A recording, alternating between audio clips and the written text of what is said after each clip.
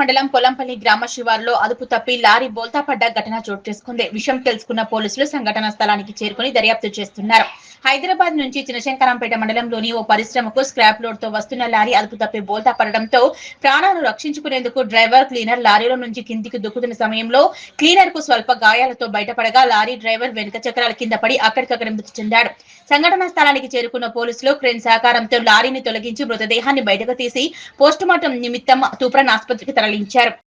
ఈ సందర్భంగా రాంబింపేట సీఐ వెంకట రాజాగౌడ్ మాట్లాడుతూ హైదరాబాద్ నుంచి చినశంకరంపేట మండలానికి పాత ఇనుప సామాన్తో వెళ్తున్న లారీ అదుపు తప్పి బోల్తా పడడంతో లారీ డ్రైవర్ నితిలేష్ అక్కడికక్కడే మృతి చెందడం జరిగిందని, అజిత్ కుమార్ గాయాలతో బయటపడడం జరిగిందని, మృతదేహాన్ని పోస్టుమార్టం నిమిత్తం తూప్రాన్ ఆసుపత్రికి తరలించినట్లు తెలిపారు. బంధువులు రాగానే వారి ఫిర్యాదు మేరకు కేసు నమోదు చేయనున్నట్లు తెలిపారు.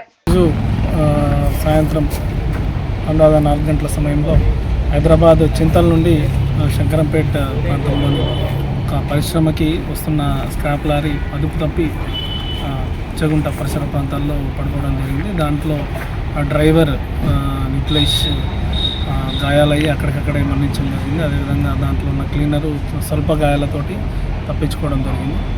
దానికి సంబంధించిన పూర్తి సమాచారం ఇంకా రాలేదు. పూర్తి సమాచారం వచ్చి ఎవరైతే రిలేటివ్స్ ఉంటారో వాళ్ళ రిలేటివ్స్ వచ్చిన తర్వాత వాళ్ళ దగ్గర నుంచి ఫిర్యాదు తీసుకొని కేసు రిజిస్టర్ చేయడం జరుగుతుంది.